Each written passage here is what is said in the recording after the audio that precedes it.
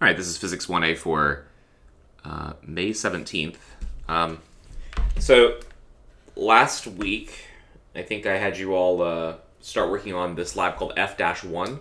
We're going to be doing some more labs as well. So the next lab we're going to do is going to be M-1.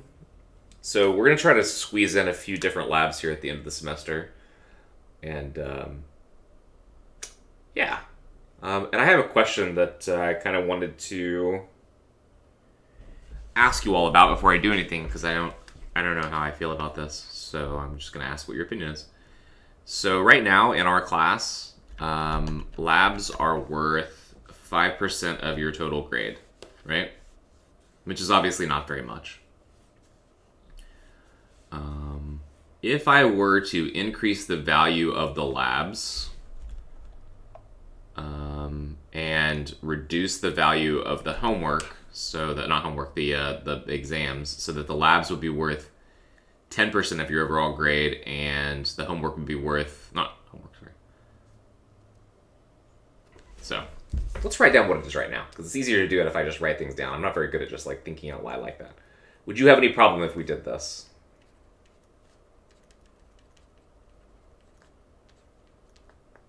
And please speak up and say something if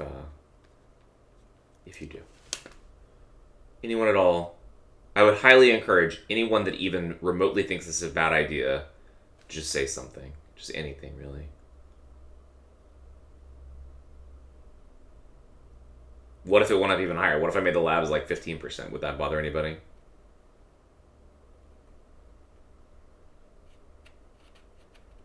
You all should do, on average, very well in the labs. I'm not going to grade them super harshly. I'm going to grade them. I mean, you're going to get a grade, and I'm going to review your work and all that kind of thing. But I'm not going to be like super sticky like I am with the homework about all the details, everything that you do. That's all I'm trying to say. So the point of that is that you should, in general, probably do better on labs than on exams, right? Everybody should. Okay, so everyone, there's no one that's like sitting there being like, wow, this is stupid, I can't believe he's changing the rules right at the end. Because that's what I would think. I mean, honestly, that's what I would think if I was in your boots. I'd be like, oh, that's not fair. You can't just change the rules at the end. I mean, it's a little weird. Thank you, Robert. I appreciate that. Thanks, Robert. I was asked to do this by my colleagues and by the dean. That's the reason for it, to be straight with you. They want the labs to be worth more. And I was resistant. I didn't really think it was the right thing to do. One of my other colleagues felt the same way. Yeah, Robert, exactly, right? Exactly. That was why, personally, that's why I did this. I was like, they're not really labs, right? They're just other homework assignments. But here's the thing that I wasn't thinking about. The content of those labs is relevant for what you're going to do in the fall when you go on to take your other classes. And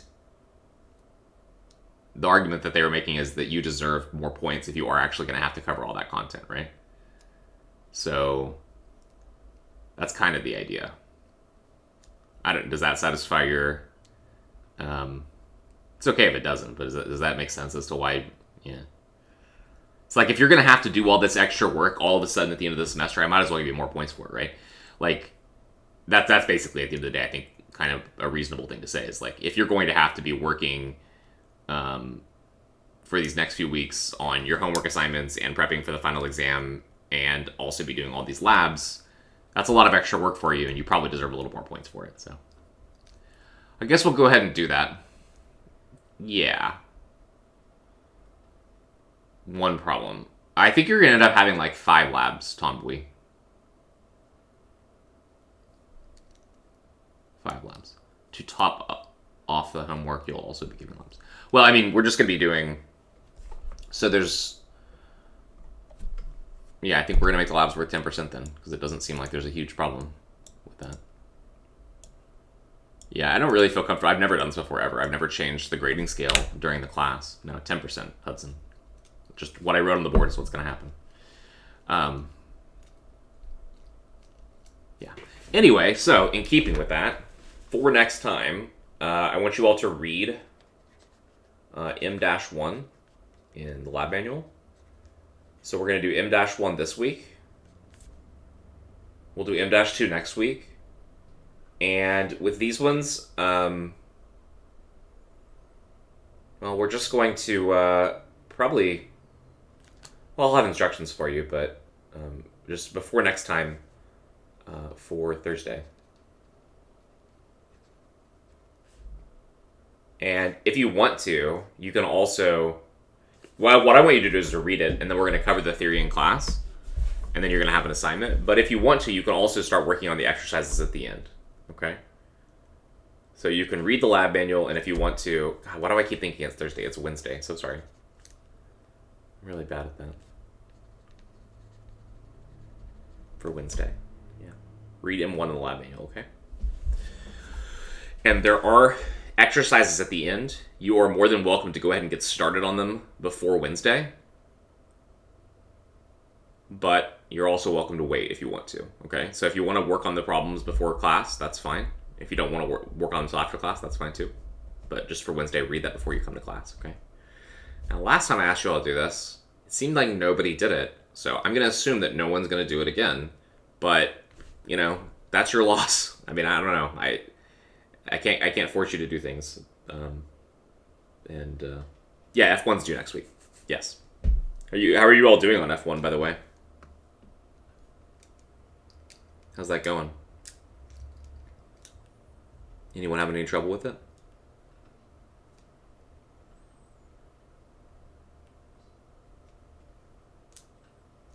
Over 4. Easy and get a little more complicated. Okay. Well, if you do have questions about it, you can come to office hours. You can ask me during breaks or after class if you want to, and we can cover more details about what's going on there. But let's go ahead and get started with today's content. Let's start working on some more angular momentum problems. So to revisit what we did last time, let me go ahead and grab this thing that this little piece of information that we need to do these. This one. Okay.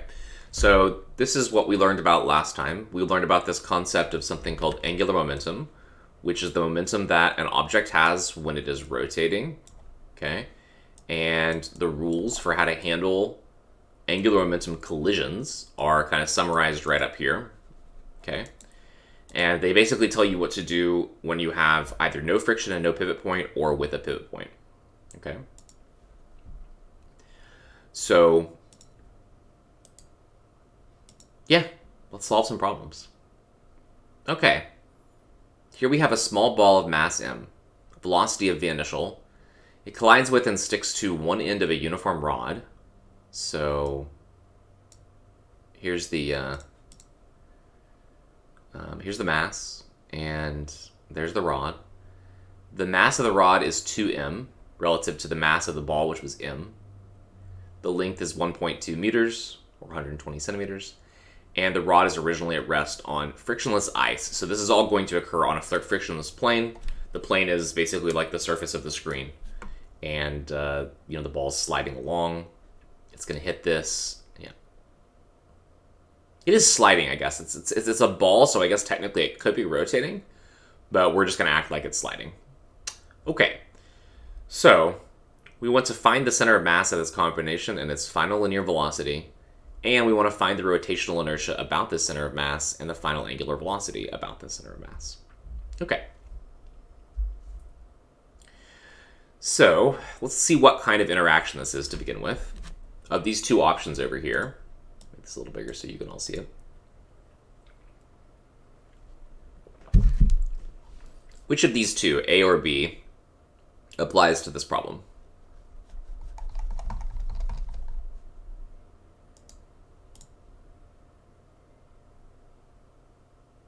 A, right. No friction, because it says frictionless ice, and no pivot.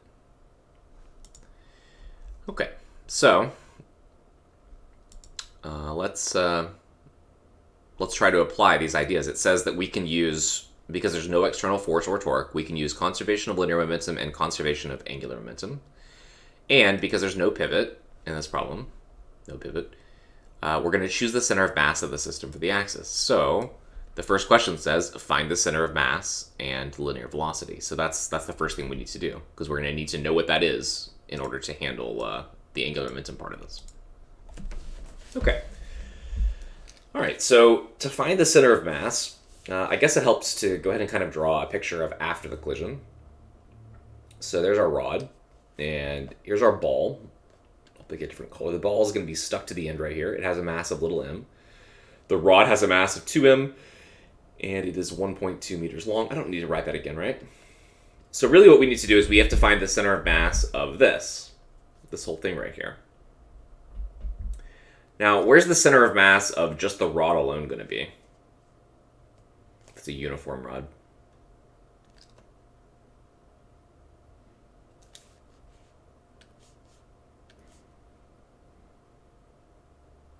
It's right in the middle, right? That's where the center of mass is? Yeah, okay. Yeah, right in the middle. So this is the center of mass of really just the rod. Okay. All right. Now we have this mass m that sticks to the end, and now we want to find the center of mass of the whole object right here. How can we do that?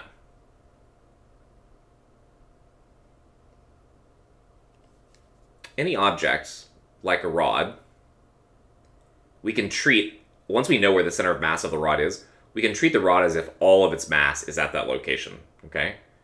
And then we can calculate the y-coordinate of the center of mass by using this equation. You sum up every piece, every object, so over every mass times its y-coordinate, and you divide that by the sum of all the masses. That's how we do this calculation. Now, in order to use this calculation, you have to find y-coordinates of things. So you need to define some point to be y equal to 0. I'm going to use the bottom right here to be y equal to 0. It doesn't matter what point you choose to be y equal to 0. You'll always get the same answer relative to that point. So the location of the center of mass will always end up being the same place. In this case, it's going to be somewhere up here above the halfway point. Okay, let's calculate this. So y center of mass is going to be equal to, so we have two masses. One is mass little m, and what is its y-coordinate? If I call this bottom point y equal to 0, what's the y-coordinate of that mass m? The length? Yeah, which is, in this case, 1.2 meters. Okay. Plus, now I put in here the mass of the rod. The mass of the rod is 2m. So we do 2m. And then what y-coordinate should I use for the rod? Half the length. Yep. Because all of its mass can be thought of as being at its center. And then we just divide that by the sum of the masses, which is going to be m plus 2m. Right.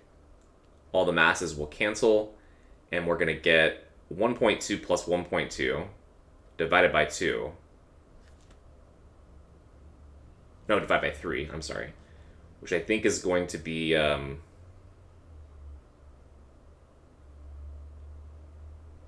what do you all get for that? So it's 2.43.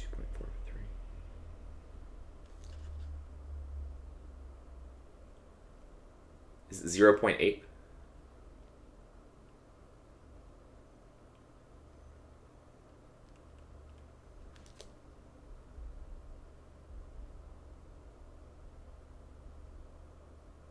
Sorry, that was a question. Is it 0.8? How well is my mic picking up right now? Is it picking up all my stuff? I'll lower my sensitivity.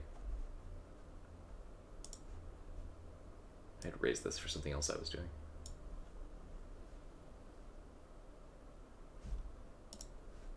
Okay, do you all agree? Is it 0.8 meters? I'm still catching up and doing the work, that's it.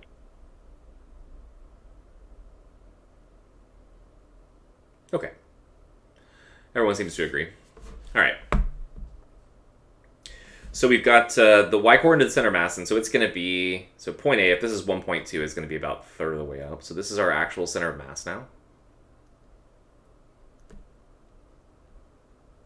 And now what we can say is that after that mass m hits the end, it's going to deliver some force to this rod, which is going to make the rod and the mass together start to move to the right, right? And the way that we are going to describe that is to say that there's going to be a velocity for the center of mass. So emanating from the center of mass right here, I'm going to draw a little vector, and we'll call that the velocity of the center of mass. And part A also wants us to find the linear velocity. It says find the center of mass of the combination and its final linear velocity. So that means the velocity of the center of mass. So that's the next thing that we want to calculate.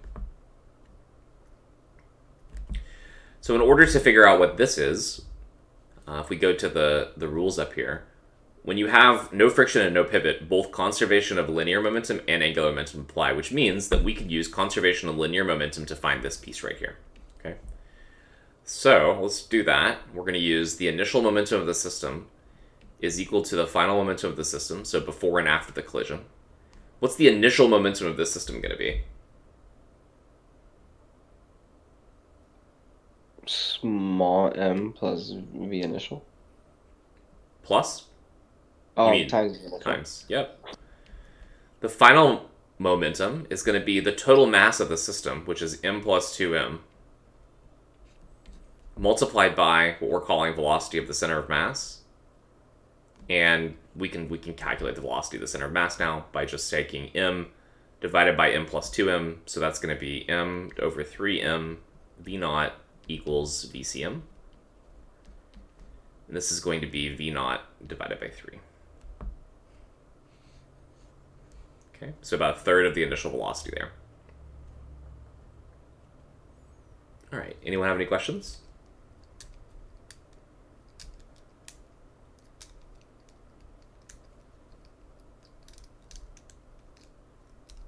Okay, so let's go on to part B. Part B wants us to find the final rotational inertia about the center of mass and the final angular velocity about the center of mass. So the first thing to do is to find the rotational inertia about the center of mass. Okay, how can we do that in this case?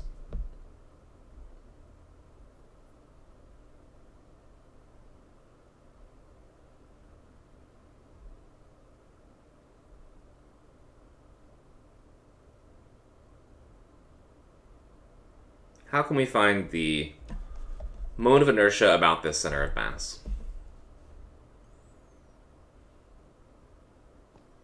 Energy? No, we're not going to use energy to find inertia. The inertia of a point and the inertia of a rod. Okay, so we know the inertia of the point, right? The inertia of the point mass is just going to be, it's basically mr squared.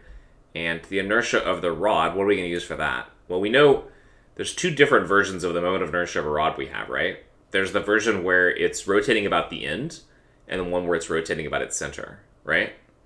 And the one where it's rotating about its end has a moment of inertia of 1/3 ml squared. About the center is 1/12 ml squared. But we're not at either of those locations, right? We're at this point right here, right? We're a certain distance away. So the original center of mass was like here, and we are now what, 0.2 meters above that? Is that correct? So the location of the center of mass was 0.8. God, this is all these little things it's doing. It's kind of making it hard to read. The y-coordinate of the center of mass is 0.8 meters.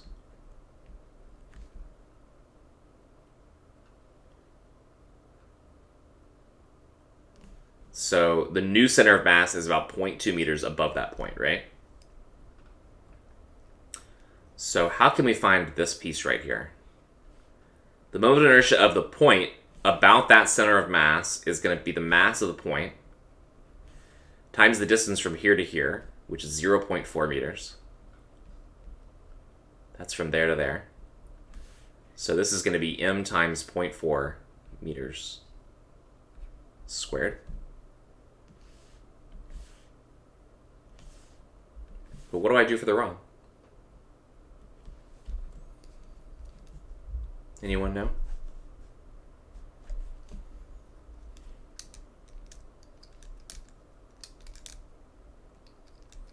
I'll give you all some time to think about it if you want.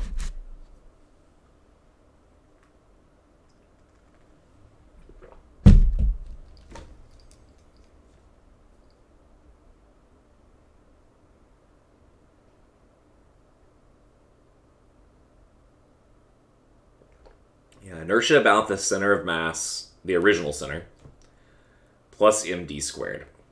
And what's d going to be here? D is going to be this distance, right? The distance away from the center of mass. Do you know what the name of that is, Daniel? Like that idea?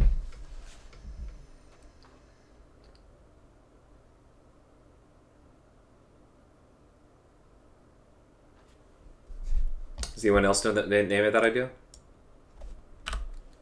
Well, you got it right. I mean, that's how you do it. But if you don't know the name, that's okay. So what he's talking about is called the... Does anyone know? Anyone? I mean, we didn't actually discuss this in class. It was something I put up a video for, which I'm sure, you know, you're all very busy. I know you don't have time to watch videos, but certainly this has come up at least once in your homework where you had to use this idea, right? So I haven't gotten really any questions about it or anything, so I'm kind of guessing maybe I need to go back over it. Parallel axis theorem, that's what it's called, that's right. So for the moment of inertia of the rod, we're going to use something called the parallel axis theorem.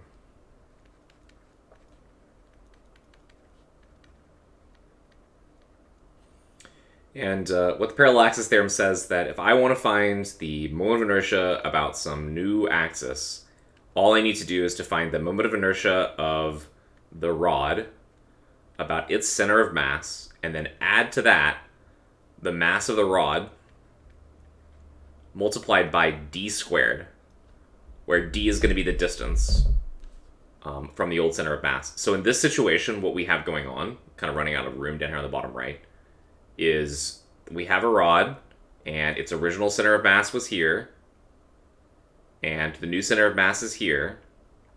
So we call this distance d. And yeah, that's all we need to do. So what is the moment of inertia of the rod about its center of mass?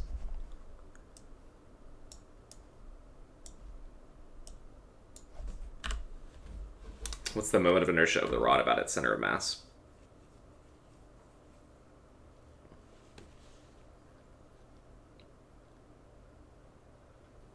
(1/12). 1/12 ml squared, right? Okay, so now this is just the moment of inertia new for the rod. I should be clear about this because we're going to have to add this piece to it later on. All right, so new axis rod is equal to I center of mass rod, as you said, was 1/12. The mass of the rod is 2m, and then we have to multiply that by the length of the rod squared, which is 1.2 meters. Okay. We add to that the mass of the rod, which is 2m, and then times d, which is 0.2. This was at 0.6 meters. The y-coordinate of the center of mass is 0.8 meters. So the difference between those two is 0.8 minus 0.6. Or 0.4, or 0.2, sorry.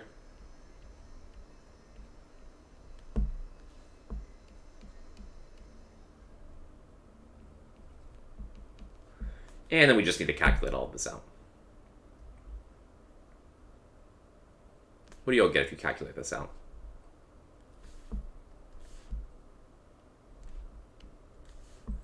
It's going to get a little confusing. I'm going to put the units in a different color, because the m and the meters is really confusing in this problem. Yeah, what do you get for the moment of inertia of the rod then if you do this calculation?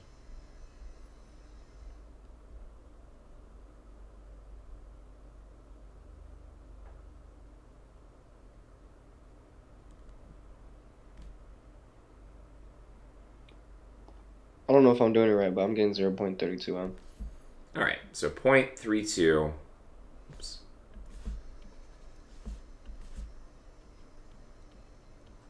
Times the mass.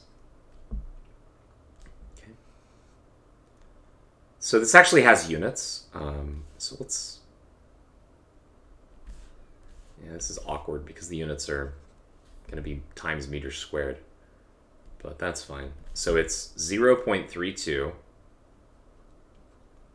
times the mass, right? And that's also multiplied by, I should keep using green for meter squared, times, I'm going to write it out because I don't want to be super, there we go. So that's what the moment of inertia of the rod is now. Okay, 0.32 m meters squared. So that has the right units of kilogram meter squared then. And if I want to find the total moment of inertia of the entire object, it's going to be equal to that moment of inertia of the rod plus the moment of inertia of the point mass. So this is going to be equal to 0.32 m meters squared plus the moment of inertia of the point mass is going to be little m times 0.4 squared is going to be 0.16.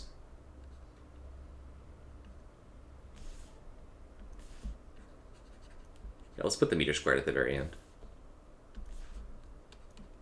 So this is 0.16. And then all of this is going to have a meter squared multiplied by it.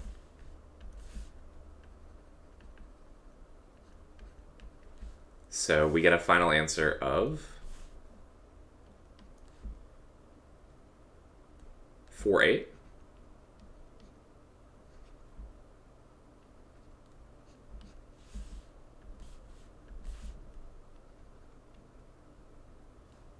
Okay, so that's the moment of inertia. All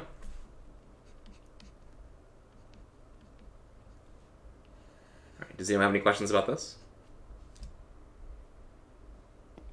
You got the moment of inertia of the point because of the ball, right?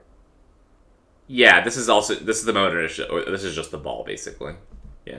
Yes. Okay, does that all make sense? Does anyone have any questions?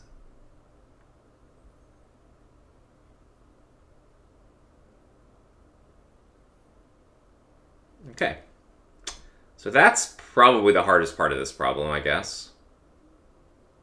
And again, the parallel axis theorem, if you didn't know what I was doing when I did this, you're going to have to just go back and review this in the text. It's pretty kind of long derivation, but the idea is really straightforward. Being able to apply this concept is definitely going to come up in your other physics classes, so definitely worth reviewing. So here you can see an example of how it works. Okay, the last part is to find the final angular velocity about the center of mass. For this, we're going to use the other conservation law that we can use in this, which is conservation of angular momentum. And it specifically says when you don't have a pivot, we're going to choose the center of mass of the system for our axis. So now, this point right here is going to be the axis of rotation, about which we're going to sum the angular momentum. So for B continued, it's like B part B. We're going to use, okay, so initial angular momentum should be equal to final angular momentum. What's the initial angular momentum of my system going to be? So this is our initial system. Initial is going to be at rest, so 0. No, it's not at rest. This ball's moving. What's the initial angular momentum going to be? It's just mvr, that's right. So you take m times v naught, and then what do we use for r? The length of the rod? No. Good guess, though. Yeah, Joanne's right. We're going to use 0.4. Because remember, it says with no pivot, choose the center of mass of the system for your axis. So that's the point about which you're going to be defining all of your angular momentum. So in this case, that's going to be times 0.4 meters equals. The final angular momentum is going to be, we're going to use this symbol, the moment of inertia total times the quantity we're trying to calculate, which is omega. We just need to find omega, so we can plug in I total and then basically just solve. So we're going to have m v naught times 0.4 meters equals I total, which was 0.48 times m meters squared.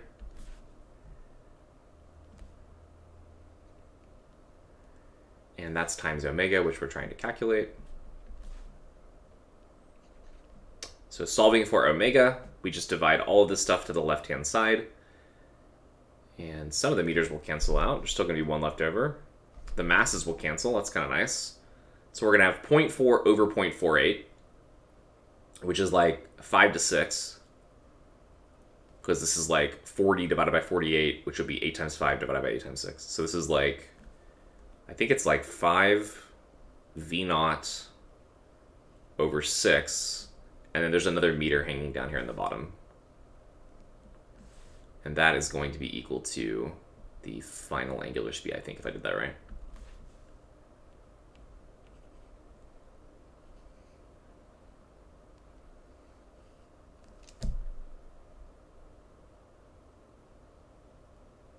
Does that look right?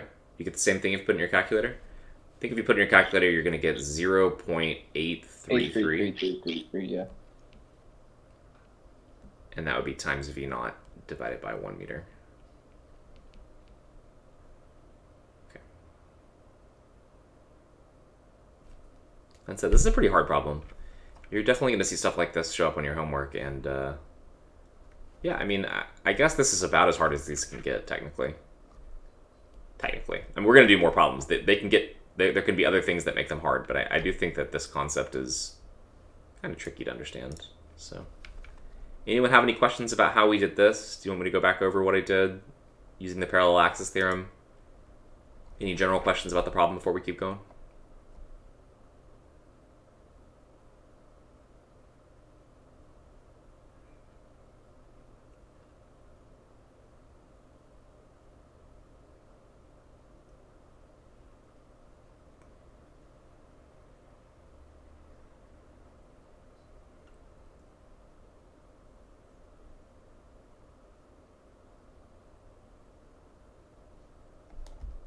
All right, well, let's keep going then. Okay, now we're going to look at a ball that hits something that has a pivot.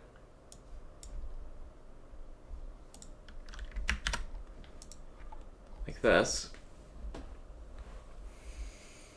So, small ball of mass m.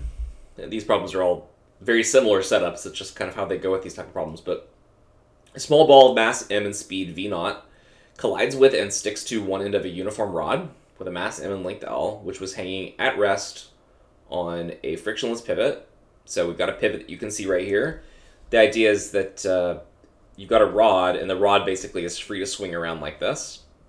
And this ball is going to hit and stick to the bottom of the rod, and it's going to swing all the way up the top. All right. Okay, part A says to find the angular velocity of this combination just after the ball hits and sticks to the rod, and to find the minimum speed v naught such that the rod makes it over the top. Let's grab this again so we can kind of refer to it. So, in this problem, we have a two-body interaction or a collision. It involves a ball hitting this rod, and then it sticks to the rod, and the rod swings up to here. So, which of these two, A and B, applies to this system? Is it A or B? B, right? Yeah, there is a pivot point. Okay. So what does that mean that we can do? Okay, well, it says a whole bunch of stuff right here, but basically this is what we can do. Conservation of angular momentum about the pivot. That's all we're going to be able to do here. That makes this version of these kind of problems a little simpler. We don't have to calculate center of mass. Yeah. But one thing to note is it says, upon collision, there is usually a large impulse at the pivot, so linear momentum is not conserved. Okay, one thing we're going to do later on is we're actually going to calculate what the impulse at the pivot is, or the force of the pivot. But basically, when this mass hits this rod and sticks to it, there's going to be a force from the pivot that acts probably back in this opposite direction. Okay, yeah. All right, so first thing says, find angular velocity of this combination just after the ball hits and sticks to the rod. Okay, part A. To do this, we're going to use the only thing we can use here, which is conservation of angular momentum using the pivot as our axis. So we're going to say initial angular momentum of the system is equal to the final angular momentum of the system. What's the initial angular momentum of this system going to be?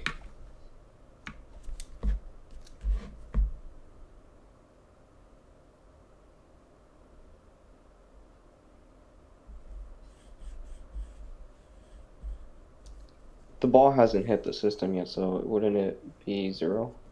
Okay, this is exactly the same as the previous problem, though, right? Just because you have an object that's traveling in a straight line, it doesn't mean it doesn't have angular... It still has angular momentum. Okay? So, yeah. Oh, we're talking about the ball. We're not talking about the rod. No. That's wrong. We're talking about the whole system. If any portion of the system has either, you know what I mean? Does that make sense? So that's why, yeah, the ball's included. Okay, so, yep, Tom, that's right. It's mv naught. Well, it's not actually right. It's mv naught, and then we have to take the distance to the pivot. By the way, this picture maybe is a little bit confusing, but these dotted lines right here, the rod is just down here. This is the rod. And then later, it's going to swing up to this position, where that little ball is attached there. So what do we use now for this?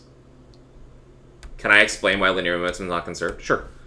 So we derived linear momentum conservation. Does anyone remember what the requirement is for linear momentum to be conserved? Does anyone remember? So we can use this equation. Initial momentum is equal to final momentum. When is this true? Or when is it not true, I guess is the best question. When will this not be true?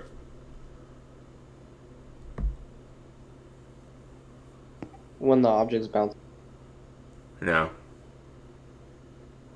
This applies basically for collisions. In general, we use this for collisions. It applies to other systems too, but mostly for collisions. It applies to explosions and things like this. But when is it not true? We had another equation that was related to this. It's not exactly the same, but it involved impulses. You remember what that equation looked like? Inelastic collisions are collisions in which kinetic energy is not conserved, but momentum is conserved. Does anyone remember the impulse momentum equation? We don't use it very much, but this is what it looked like. It said basically that if I take all the external forces acting on an object and take the average of them, and I multiply by the time interval over which a collision occurs, that this is equal to the change in momentum in my system. You all remember this equation? So looking at the bottom equation, when does the top equation become true?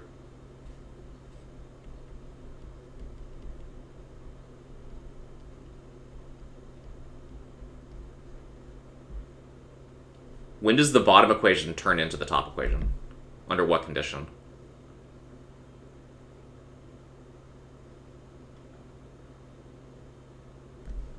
Would it make more sense if I wrote out the right-hand side? Would it be easier to see?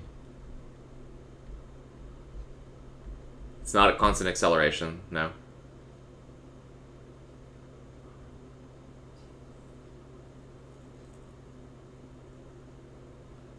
What has to be true? Net force is 0, exactly. So this is only true. So basically, momentum conservation is only true if net force external to the system is equal to 0. You can't have external forces.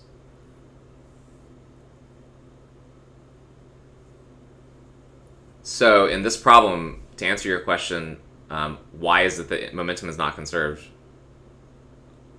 Linear momentum.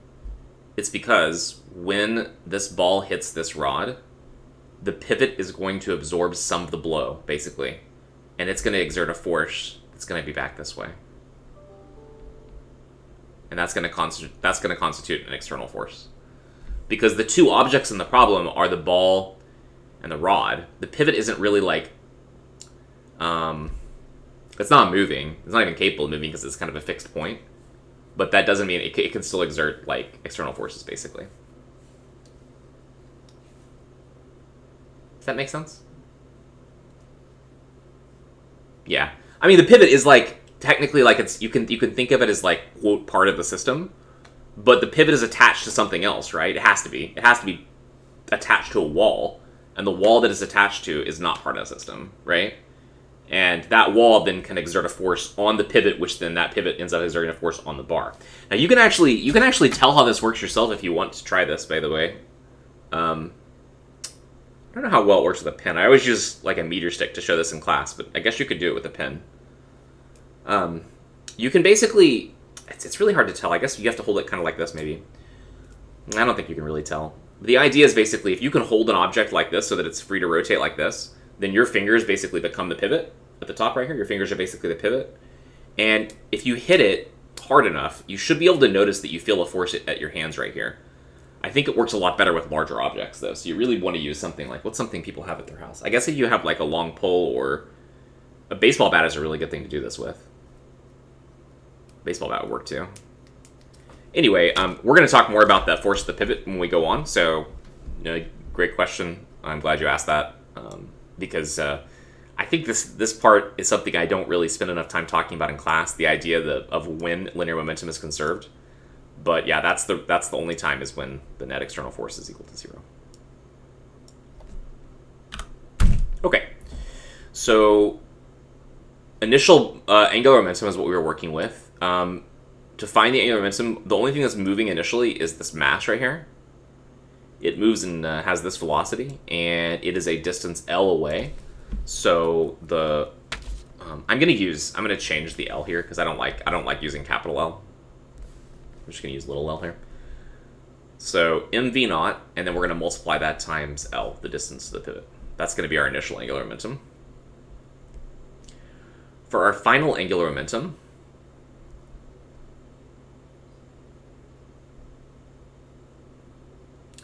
so there's basically two ways to do this. One way would be to just find the total moment of inertia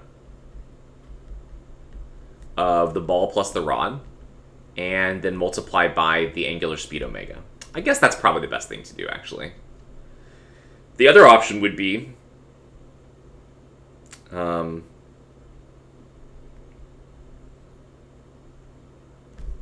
yeah, this is definitely the best option. The other option would be to basically take this mass. We need a second picture, don't we? We can't just have this picture only covers two situations. So let's get a second picture in here. So the second picture would have the pivot point, the rod, with the ball stuck to the rod. And now they're moving with an angular speed omega.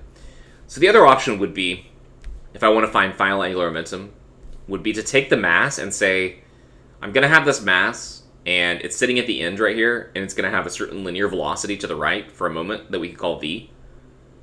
Yeah, this ends up being way more complicated doing it that way, but that'd be one option. You kind of split them into two different objects and write two terms on the right-hand side. But I think it makes more sense to just kind of like sum the total mode of inertia. So if we do that, what we're going to get is mv naught L is equal to, so I total is going to be the mode of inertia of the ball, which is m times L squared, plus the moment of inertia of the rod, but this rod is rotating about the end, right? So which moment of inertia do I use when the rod is rotating about its end?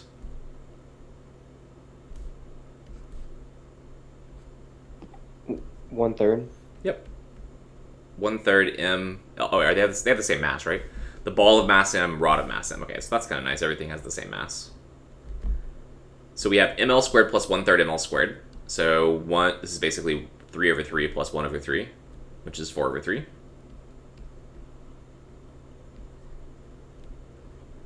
And we can now solve for omega. So we're going to get that omega is equal to mv naught L divided by 4/3 ml squared.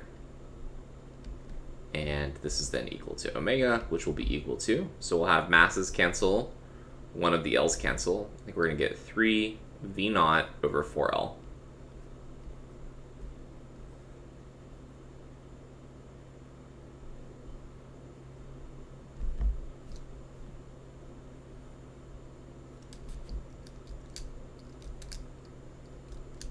Anyone have any questions?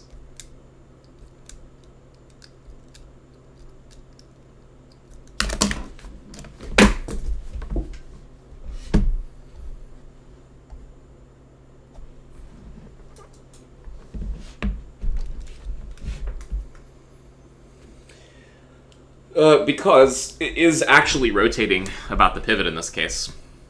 To compare to the previous problem, so with the rod, in general, we have two known moments of inertia. Center 1/12 ml squared and 1/3 ml squared. And we do not have a moment of inertia for the rod about a random point, though. For that, we have to use the parallel axis theorem, because this rod was rotating neither about its end or its center. In this problem, the rod is rotating about its end, because the system was basically forced to rotate about this point, right? Now, if you remove the pivot, then we would have to do that again. Absolutely. If we remove the pivot, we would absolutely have to do it again. Yep. All right. So what's next? Part B says, find the minimum speed v0 such that the rod makes it over the top. So now what we want to do is to figure out what speed does this object need to have, the initial right here, so that after it sticks, the rod plus the ball swing together up to the top like this. That is our goal. Okay. So in order to do that, it kind of says down here at the bottom, hint, before and after the collision, use p theta. P theta is another way to describe angular momentum. And after the collision to later, we're going to use ME, which stands for mechanical energy. So for part B, we're going to have energy conservation.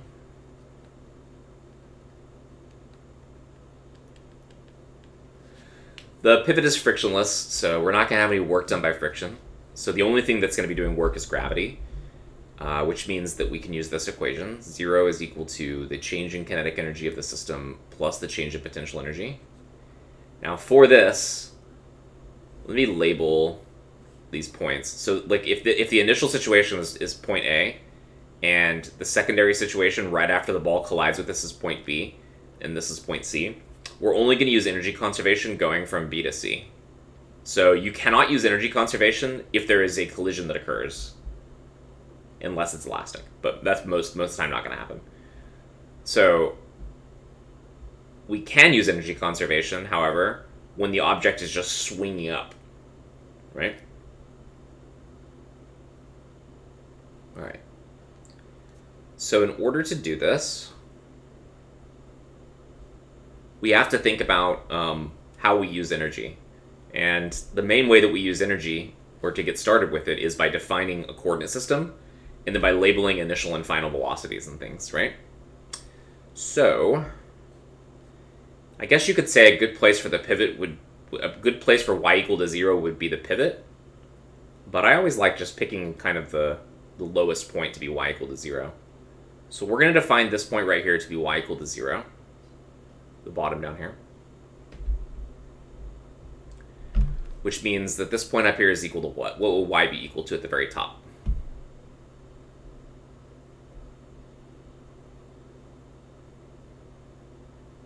Like for the ball, 2L, yeah. Now there's just two other points that we're going to be interested in for the y coordinate. So both the ball and the rod are going to experience a change in potential energy as they swing up to here, right? The ball is going to go from a y coordinate of 0 up to a y coordinate of 2L. That takes potential energy. Or it's an increase of potential energy. And the rod, well, what do we do with the rod? The rod, we can say, what's a good color that's going to stand out against this? I guess red stands out just fine. The rod has a center of mass that's like right here, basically right in its center, right? And that center of mass swings up to here. Right? So those are also things that we're going to want to have. So the y-coordinate of the center of mass for the rod right here is going to be L over 2. And the final coordinate, what would that be for the center of mass of the rod?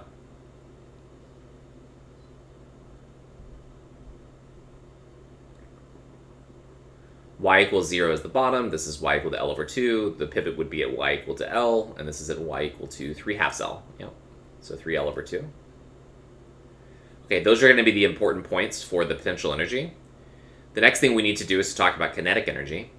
So we're defining the angular speed down here to be omega, And we already know what it is right here, right?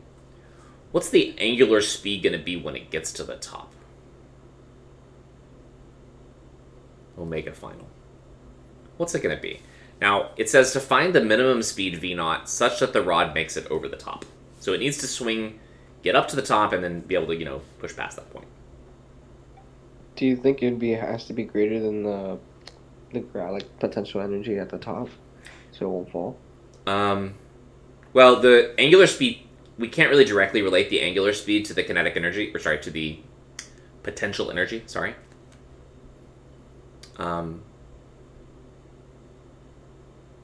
But it needs to be able to get up there and not fall. That's certainly part of it, yeah.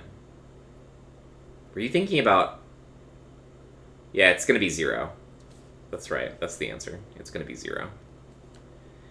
Now, it's important to think about something else we've done in the past and compare it to this so that I don't want you all to get confused.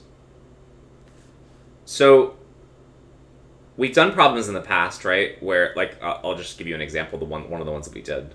We did this problem, right, where we had a ball rolling on a surface, and the question was, what's the height you need to drop it from so that it can barely just complete the loop, right? Now, in this case, the velocity of this object at the top wasn't 0, right? Everyone remember that? The velocity at the top of this object was related to the radius of this. It was r times g square root, right? Basically, this allows it so that the centripetal acceleration is equivalent to gravity, which makes it so that the ball sticks to the track, right? A similar topic that we talked about early on, we looked at a bucket of water, which I'm just going to draw as a pendulum. If you have a pivot right here, you can ask the question, what speed does this need down here so that it can swing around in a circle and not fall off, basically, so that it gets to this point right here? And in this case, when you have a rope that's being swung around like this, it's the same answer here, that the velocity at the top, at the very minimum, needs to be basically greater than or equal to square root of rg in order to stick to the track. But here, what Joanne said was that the angular frequency, or the angular speed, of this rod is 0. So my question would be, what's different about this problem versus these two types of problems here that makes it so that the answer in this case is speed at the top is 0? Hopefully I didn't over-explain that. What's different about these at the top versus these two down here? Ugh. When I try to write fast, it just gets so bad so fast. I apologize. Velocity is linear, and then omega is more of a circle. Right. That could be part of it. We can definitely convert this angular speed to a linear speed, though, right? And we could do the same thing over here. We could say that omega would have to be greater than or equal to square root of rg over r. Okay, so it's not because one's linear and one's angular, but that is a good point, though. Why would the ball on a string need some speed to actually be able to, make it around, and the rod here doesn't? What's different about them?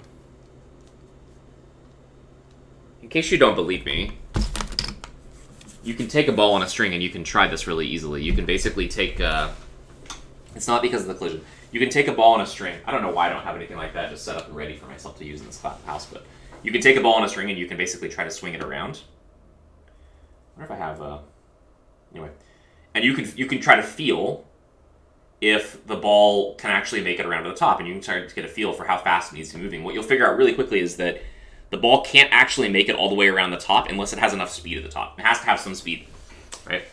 And in this case, Joanne, you're right. The ball in this case could fall due to gravity, right? You can think of several possibilities, right? Like maybe you're swinging your ball back and forth and you give it some speed by swinging it back to here, and you notice that it will only swing up to about the same height, right?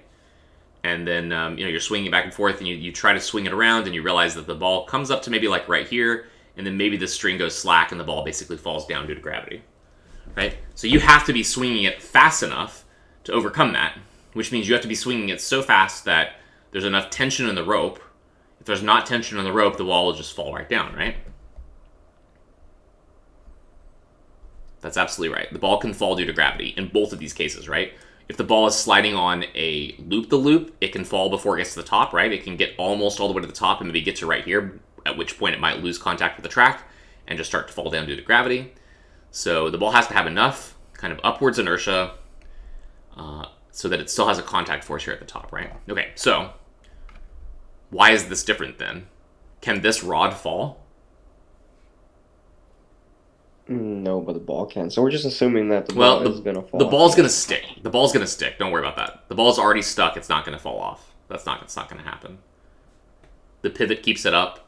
That's part of it, yeah. I mean, it's a rigid rod, right? It's a rigid rod. It's not a string. Those two are very different things, right? The string can go slack. The rod can't actually go slack, right? So the point is that as long as the system can actually make it up to this point, it doesn't need to have speed. It will keep moving. And the reason why it'll keep moving is because, you just try it for yourself. Try to take a pen and balance it on a flat surface. Like this. What's going to happen when I drop this? It has to fall, right? It's not possible for this pen to stay like this. Because this is, we call this unstable equilibrium. Stable equilibrium would be like if I try to hold the pen like this. That's what we learned about earlier on in this class. But if you try to balance the pen, even if you try to balance it on the flat tip of it, it's still very difficult. It's still going to tend to fall down. Okay, so as long as this rod can basically swing up to the top, it should have enough inertia to carry it forward and keep going, even if it has no speed at the top. Okay, does anyone have any questions about that? So omega final is 0 because the ball can fall due to gravity? Is that the reason why? Well, that was one of the reasons someone gave as an explanation, and that's a good explanation.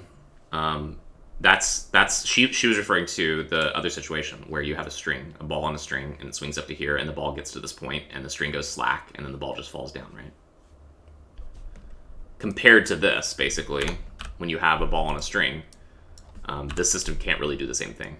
It just needs to have exactly enough energy to get up to the top, and at that point, it'll be enough.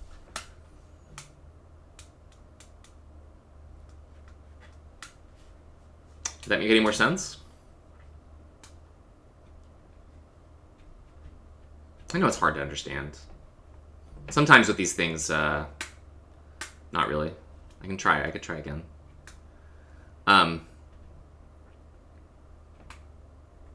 In both of the two cases that I just talked about with the pendulum and the object that's traveling around a loop-the-loop, there's a force that cannot drop to 0. In the case of swinging a ball around on a string, if the tension in the string ever drops to 0, the ball will fall straight to the ground. Would you agree with that statement? Yes. Okay. What corresponds to the tension in the rope in this problem? The rod. No, because the rod can't go slack. Oh, the pivot. Nope. Your hand is the pivot in the other problem. Nothing. The answer is nothing. There's nothing that corresponds to the rope.